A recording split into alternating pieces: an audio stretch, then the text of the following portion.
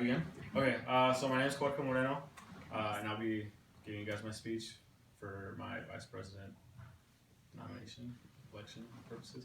So, the reason why I want to run for vice president is because over the past year, as a member of ALMA and as my short stint as a member of the executive board as secretary, I've seen a lot of growth from the year that I've been here, both as ALMA as an organization and in myself. And I think that that's one of the things that I'd like to have continue. So I'd like for ALMA to continue that growth in the right direction.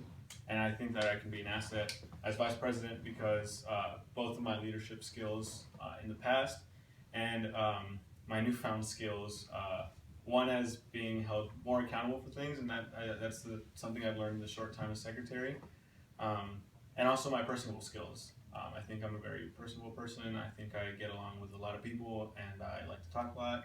So I think those can be very helpful in my position.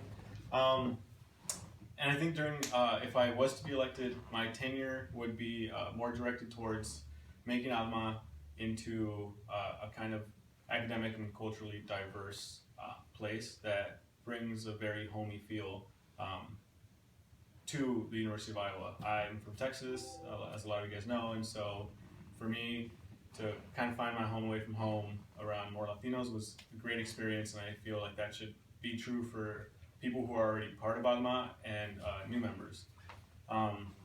So one of my biggest pushes would be to make sure that members feel comfortable with who they are and who the organization is. And so I'd like to culturally diversify member by member, and then also as an organization by collaborations with different organizations such as BSU, Vietnamese Student Association, Spectrum, and not just like in a cultural manner, but in a person manner.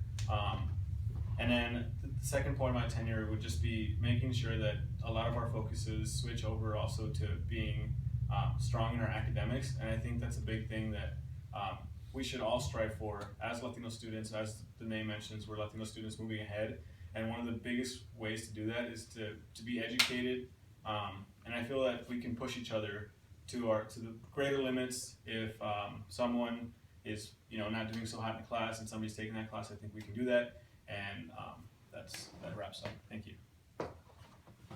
So we'll now start a. Sorry. Go ahead.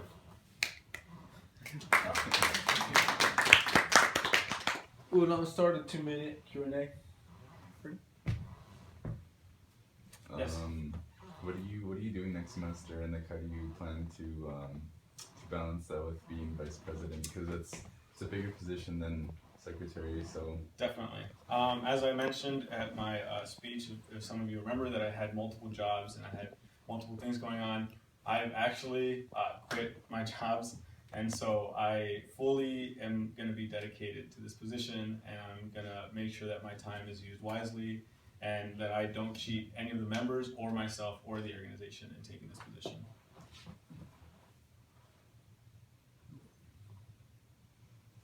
Yes.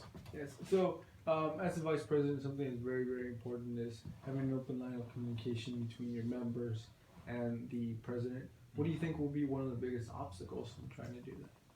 I think one of the biggest obstacles really might be, being able to know how members feel. I mean, I feel like that's always a hard thing to know, and they can tell you what they want a lot of times, but sometimes too, like it goes deeper than that. Some members, maybe they don't feel comfortable for reasons in their background, or maybe they don't like a certain person, and I think that might be the toughest thing to work with. But I think I can be very understanding at points, and I think that's something that I could grow in as well.